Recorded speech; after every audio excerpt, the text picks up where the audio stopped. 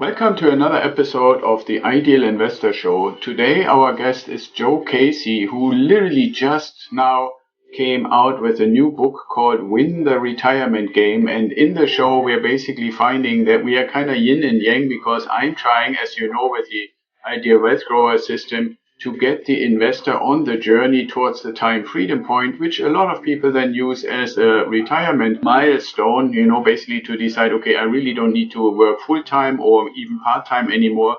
And then Joe wrote the book because a lot of people, whether they can retire from financial passive income or they retire from a job, oftentimes don't really know, how do I actually structure my life when I am in retirement after maybe having taken some vacation for a few months. So that's a really awesome conversation, because we always want to look for what is it going to be like when we actually reach retirement, and Joe is the perfect guest for that. So let's listen in.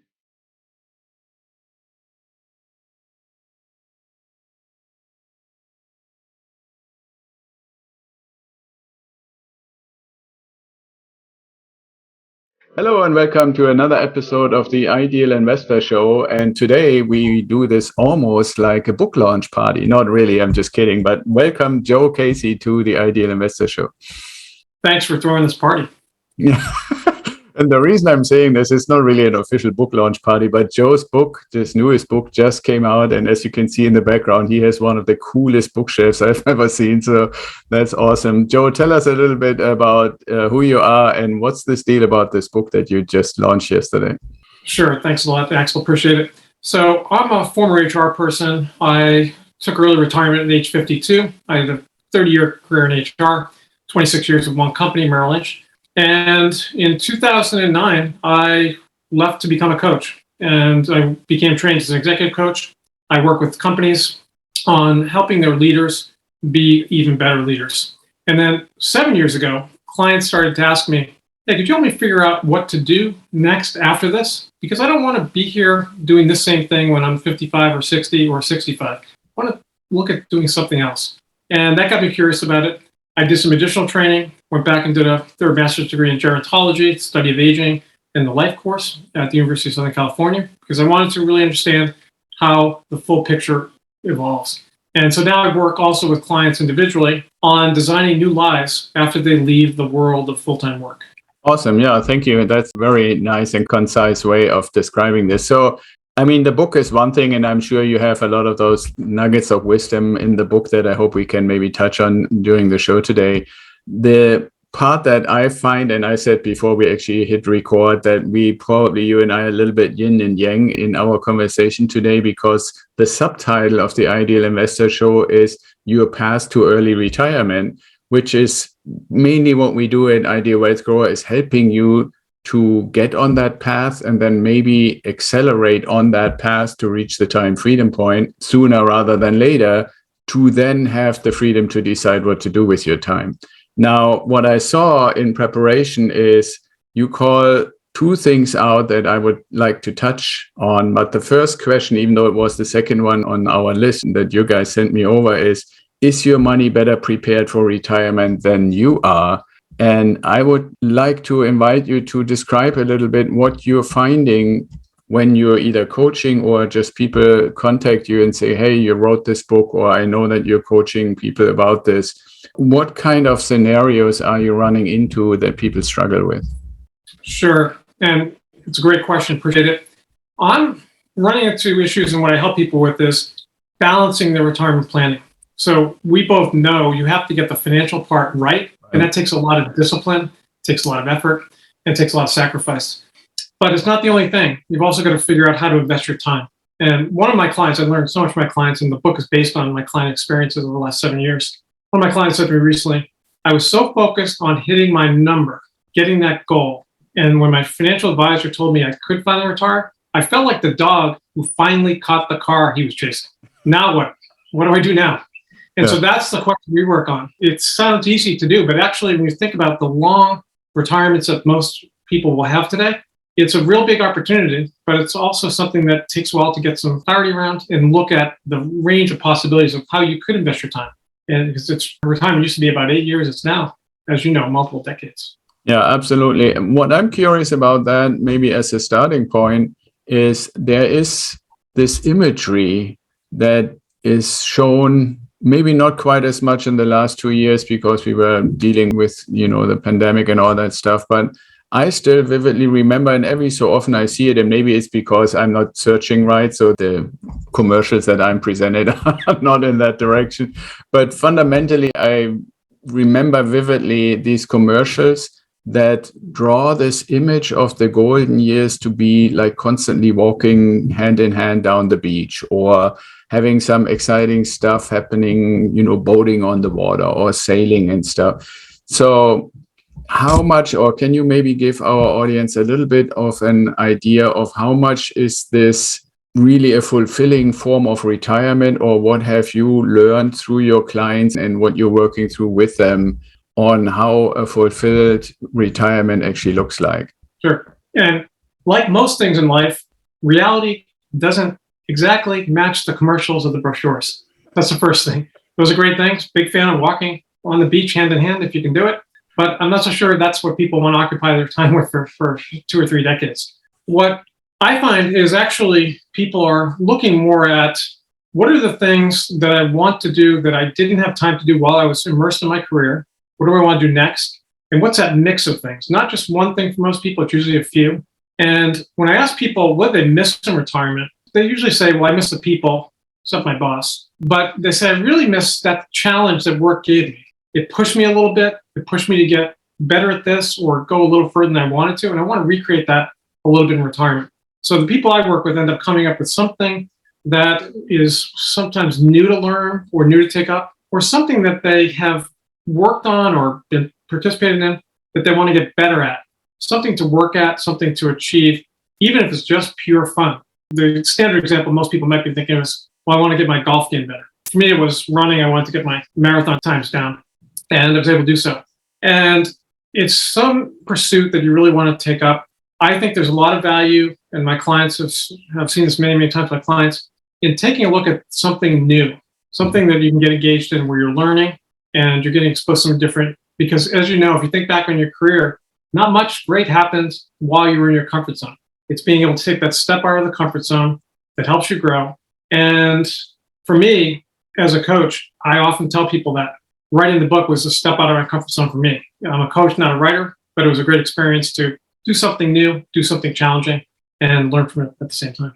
Yeah, that's very cool. And it reminded me while I was listening to you about something that is in a book called Motivation by Daniel Pink. And there's also a cool 10-minute video about it, in this whole aspect of what are we really looking for. And from what you were talking about, is the journey to mastery is something that kind of popped into my mind that Daniel was pointing out is, why would people that do software development during the day go on open source and do software development at night? Well, because somebody has some cool project that they feel, they can contribute, and they do it. Now, in this example, they do something that they already know. And I think it's potentially more exciting to do something they don't know. My wife, for example, just to give a little anecdote, the other day said to me, and I consider myself in a sense retired by my own definition. She said, hey, remember we have said a few years ago that we wanted to learn how to play an instrument. And I immediately said, I want to learn keyboard. Since I was a little boy, I always wanted to learn that. And she said, are we still doing this? And I said, yeah, well, I think, we should actually. The thing that I wanted to touch on, you mentioned, finding this new challenging thing that is in a way similar to the challenging things that people experience during their work life that maybe lead to a certain level of fulfillment. How much of a struggle is it to maintain the motivation? Great question. So I think it depends on what you're doing and at what level you're at. So for example, when I work with my clients, we set up a series of experiments. Why? A couple of reasons. One, because you want to start small. You don't want to go all in on something if you don't really know this is what I want to pursue, or is something I really want to get better at, or I'm not sure if I have what it takes to master this particular thing. So start small. Also try to have a portfolio of them, because you don't know which ones are really going to catch your attention and your interest and pique your curiosity. The other thing that I've seen in working with some of my clients, particularly people coming out of technical professions, financial professions, or doctors or lawyers, they haven't been bad at something for quite some time. Now, others may disagree, They may get bad reviews at home on certain things, et cetera, et cetera. Bedside manners, right? Yes, exactly. But they're experts in what they do. And after decades of doing something really well, trying something new is pretty daunting. And you have to get used to being bad for a little bit, for a while. But you might find this isn't really for me. I'm taking up something new, but let me shift to something else. So having experiments can be the best way to do it. Look at it. It also takes the risk down because, hey, I'm learning here. I'm trying something. I'm not committing to doing this for the next 10 years. Maybe it takes fire, maybe it doesn't. Most people usually find something that generates their interest.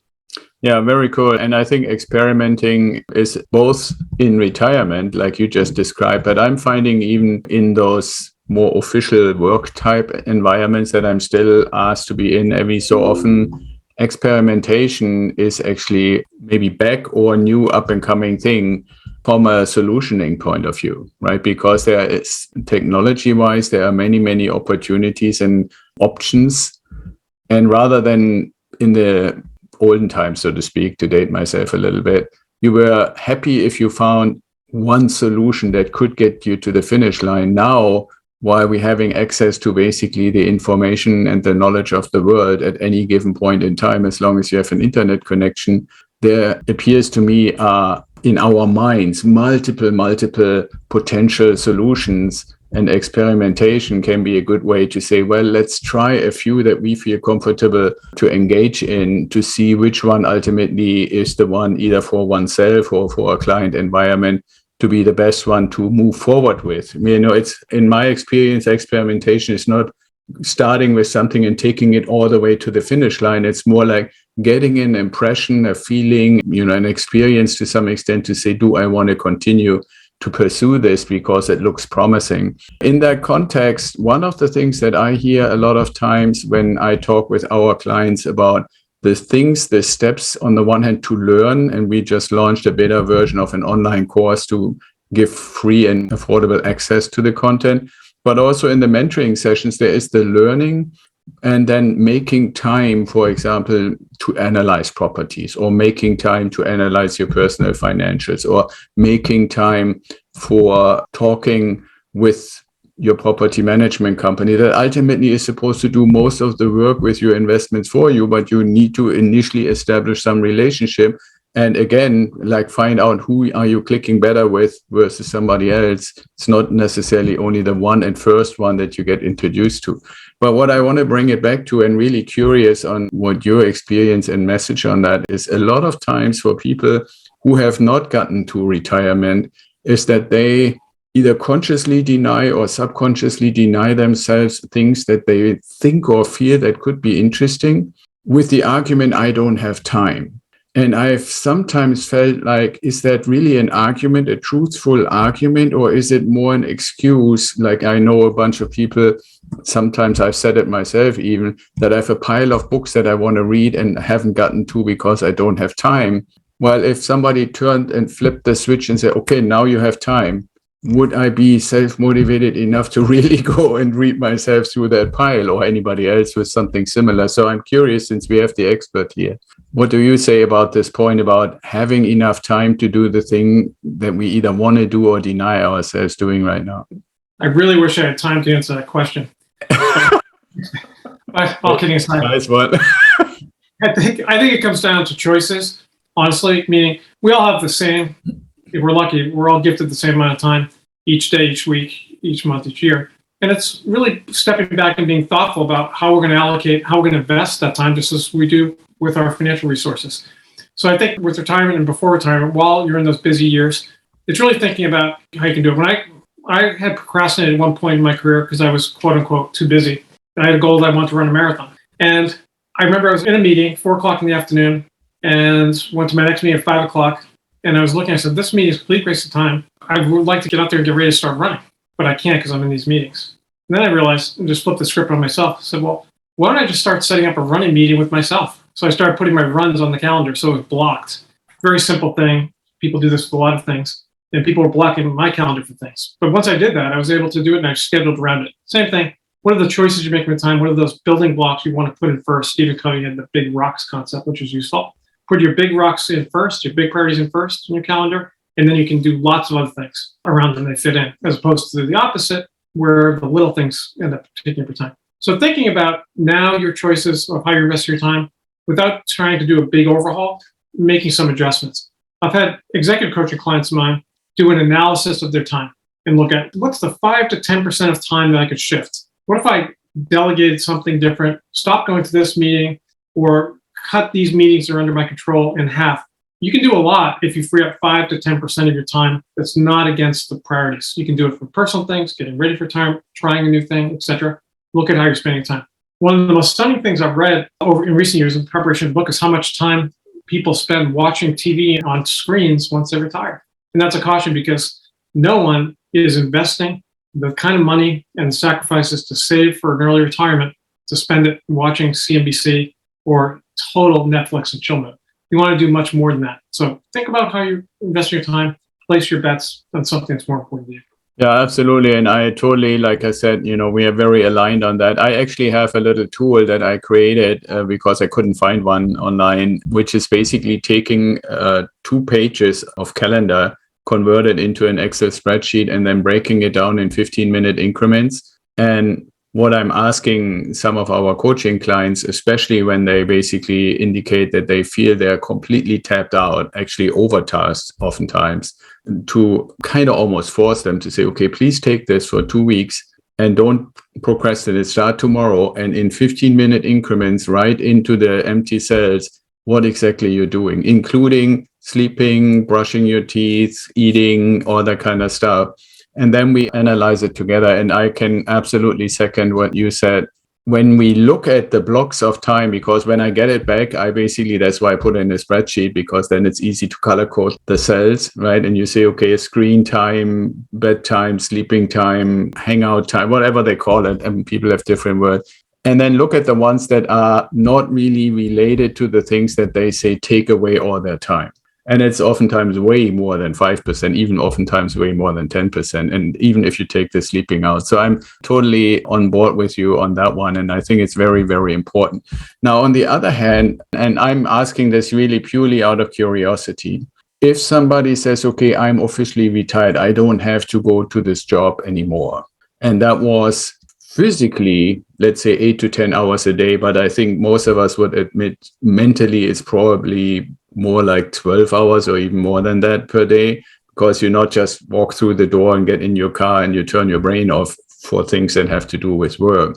To what extent, when you say how to win the retirement game or your retirement game, can people kind of like handle all this, what at least potentially initially might appear like a huge amount of time, and filling it with activities and stuff that are fulfilling and lasting? I can imagine the first couple of months is maybe easy, but then there might be a point where you say, well, what am I doing really? Like, where am I going? So can you go a little bit deeper in that?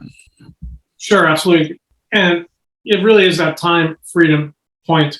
And the great news is all of a sudden you have all this freedom. What are you going to do with it? Taking a step back, looking at and giving yourself permission that it's going to be a transition. It's one of the most stressful transitions in life. Retirement's in the top 10, it's number 10.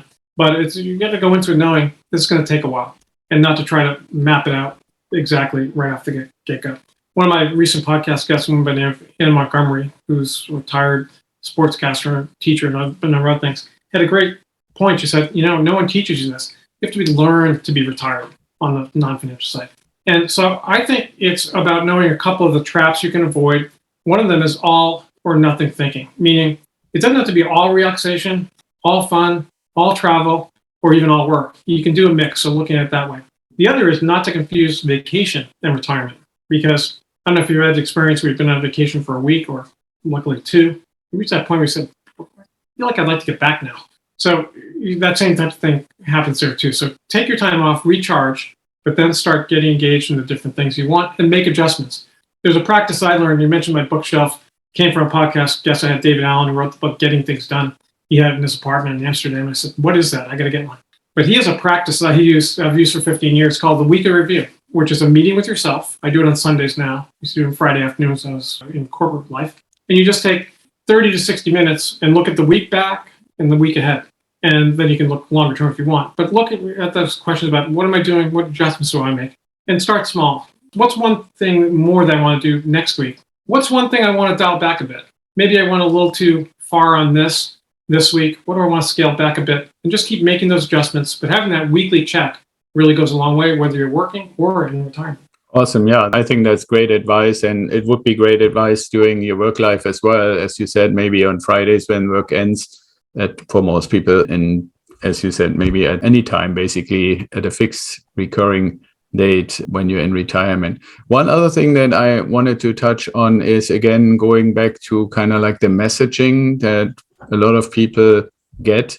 And I'm a little bit guilty of that, because calling something the time freedom point and making calculations on what is the time on the calendar, the point on the calendar where the numbers actually match what you desired as your goals, is kind of like pointing in the same direction that I'm getting at. And that is this kind of, okay, it's portrayed to me, if I had to put it in an analogy, like walking through a door, where you're on this side of the door, where there's the hustle and bustle of your coordinated, organized life, mainly from external influences, that you have to be here. Here's your meeting. Here's this thing. Here is this form to fill out. Here's this thing that you need to attend and stuff like that. And then there is this door. And when you walk through the door, there is not just the beach and the forest and all these kind of things, but almost like from 1 second to the next, all that externality goes away. And I would love to hear a little bit, how do we make it not like a door, but more like a transition? And what can people do, especially when they get to the point to realize, okay, it's kind of maybe not imminent, but I'm getting closer and closer. I'm sure, like when you said, you retired officially at 52, that wasn't like at your 52nd birthday, you said, oh, today I go through the door and it's all done. So maybe you can tell us a little bit how, for one, can we identify that we're getting ready? And then what can we do to make that transition more like a transition rather than going through a door? Great question. And by the way, when you go through that door, if you do, you'll find there's some things waiting for you. And there are all those emotional aspects of the transition that you don't really think much about.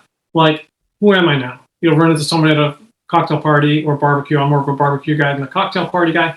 But someone will say, so what do you do when you meet them for the first time? And a lot of people, when they first retire, it happened to me, that paralyzes you for a minute. You start talking about who you used to be, what you used to do. But when you really make the transition, you start talking in present tense about the things you're engaged in, things you're interested in, and that's different. But to get there, you've really got to look at how can you prepare ahead of time. And I think it's usually within a couple of years, 2 years ideally.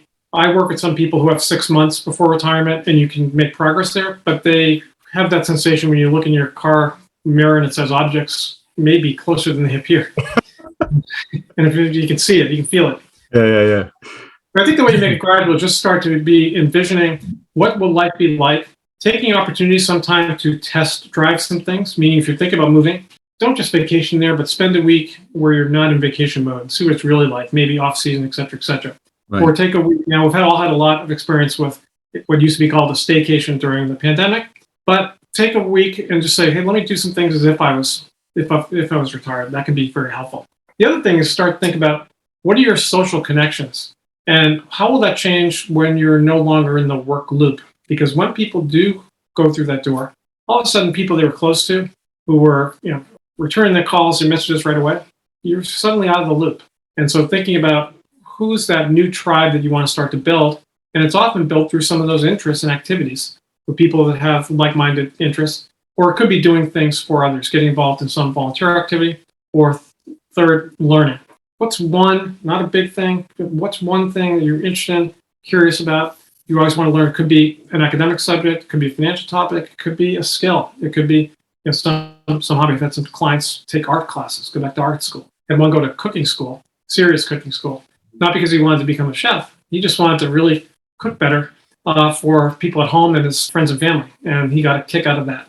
But be thinking about those things, boy, that sounds interesting. Wish I could do that. And start getting involved a little bit at a time. Don't try to make the big push. Break it down into smaller chunks. Start small, but keep learning, keep going. Yeah, awesome. I really, really appreciate you pointing this out in this way. For me, I mean, like I said, I have my own definition and approach to why I call myself retired. And what I'm finding is that there is a sphere of interest that doesn't automatically go away. Like, obviously, I'm still very happy in retirement, helping people to get to early retirement and financial independence to the extent possible. But it also keeps me curious in what is going on in the world. And one of the things that I believe is, since we're going through change, I think I hope you would agree, we can both say throughout life, there's always change. Well, one thing in the financial space that I see is changing is that we're getting more and more to digital forms of money, digital forms of payment, started with credit cards and stuff like that. I mean, in Europe, nobody knows anymore, really, literally, what a check is, right? Like my mom actually said, and she's 82, she said, I really have to think when that stopped. It's so long ago, and here we're still writing checks to some extent. But what I'm getting at is, for me, that meant, okay, if we're getting to this digitization, what would I think is the best kind of money in a digital environment? Then I kind of started researching, started reading books because of that curiosity, and found initially crypto and then specifically Bitcoin. And I have not, and will probably for still some time, not really encourage anybody or try to teach anybody or say much about it, other than for me to even get to this point of comfort, to say, okay, now I can talk about it, have an opinion, feel comfortable. Now, this is me, right? Like I have a certain personality where I always need to go down the rabbit hole before I feel comfortable talking about something, especially in a more like educational thing, which is kind of my thing. But the point is that interest, I've always been interested in money and finances and stuff. And so it's there, and it's a totally new thing. I had to learn a new language, so to speak, and that kind of stuff to even be able to follow what this stuff actually is. So I really second what you said. With those things being said, there are two questions we always ask our guests here on the show. And the first one I want to ask you of those two, Joe, is if you could meet anybody, past or present, who would it be and why? First name came to mind for me is Red Auerbach, who used to be the coach of the Boston Celtics. I'm from Boston originally. And I thought he could be fascinating because he got the best out of the team and best out of people. And he was an innovator in his time, much simpler time in pro basketball at that point. But he had a record better than anyone. But he was a real learner and really got involved in that. Read a great book of his called Let Me Tell You a Story, written by John Feinstein of the Washington Post at the time. And it was about, after he had retired, he would host these luncheons every Tuesday at a Chinese restaurant in Washington, D.C., where he was from. And he would have this collection of people, FBI agents, basketball people, writers, and they would just talk about different things. And it basically was about each person telling a different story. So I think he'd be fascinating in terms of his life experience, sports and outside of sports. There's definitely a longer list of people I could talk about or that would come to mind. But that was the first one popped in my head. I think it's because I was also reflecting on Bill Russell's passing and what he did for basketball and beyond. Absolutely. Yeah, I think I read a book of him, if I'm not mistaken, some title around success and how you maintain success. Because, I mean, it's one thing to win a championship once in a lifetime, but he and his teams won championships almost like it was normal. It's kind of a little bit like the Patriots, right? Like as long as they had Belichick and Brady, it seemed like a given. At least they would be in the NFC, in the championship game or in the Super Bowl, as if it was something to be expected. So, yeah, I think he had some great pieces of wisdom, same like Lombardi, right? Like some of these really legendary sports guys. I actually went to basketball camp with one of his former players, Sam Jones, when I was in high school. But we grew up outside of Boston, and we would go to the Celtics games, cost either $2 or $3 for the upper level seats. So that was our investment decision. Do we spend the $2 or the $3? And first game I went to, one of my friends said, hey, look at all those empty seats down there. We can move down at halftime. So I said, all right, well, I don't know if that's okay to do, but let's try it.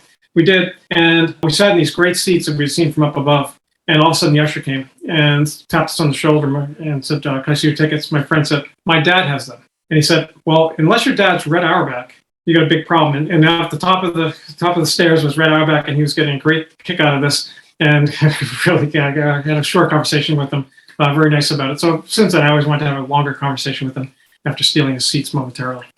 Yeah, awesome. That's a great story. Yeah, I'm reminded, since we're talking about this in sports, that somebody once, when I really screwed up in a press event, or afterwards I saw that I screwed up because I saw the reactions. Somebody sent me a little quote from a famous German soccer coach who coached the Soccer World Championship team in 1954. And he said, what do I care about my babbling from yesterday? So, because people wanted to constantly quote him. You told us this player would play and this player would play and this we would have an easy time or a hard time or whatever. Great. Well, Joe, the other question is, if you had a time machine, yes, I have to put in parentheses, and you're not allowed to change the time-space continuum, but you could go anywhere forward or backward. Where would you go and why?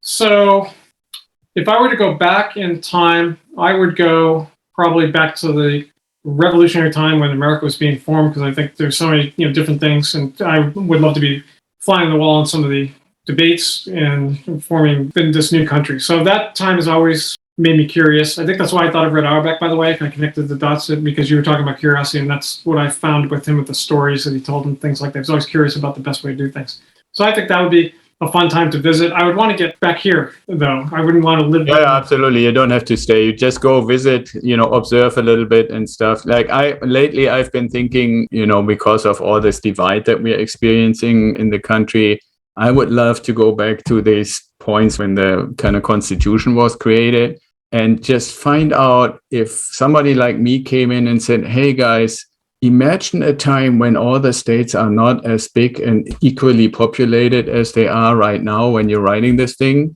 how it would be if there were one that is massive, like 40, 50 million people, and one who has less than 1 million people, and you say each state gets 2 senators. How would you kind of balance that, or what would you do about it? Because I think you can fault them for doing what they did when most of the places along the East Coast were the way they were, and in size, population, and everything pretty much relatively equal. And now we have this kind of thing where North and South Dakota has twice as many senators than California or Texas, which makes no sense. And you talk about representation, right? Like, so that's one of the things that I always like to throw in. But I think, going to this time together, we could ask some really good questions and then come back and say, hey, guess what these guys are saying?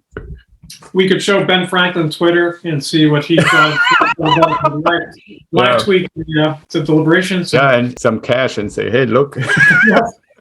Another great person to have dinner with, Ben Franklin. That'd be yeah, absolutely. I agree. Well, Joe, it was absolutely fun having you on the show. I think it is fantastic to have somebody who helps people that want to get ready or already live beyond the time freedom point. I always say the time freedom point is not really a goal in the sense of you get there and then nothing else happens, life is over. It's a milestone goal where the other form of life starts after you get to that point, and then you need somebody like Joe. So I want to ask you real quick, we mentioned it's kind of like a book launch party. Tell us, what's the title, where can people get it, and how do they get in touch with you? Sure, no, appreciate that. It's called Win the Retirement Game, and it's how to outsmart the 9 forces trying to steal your joy.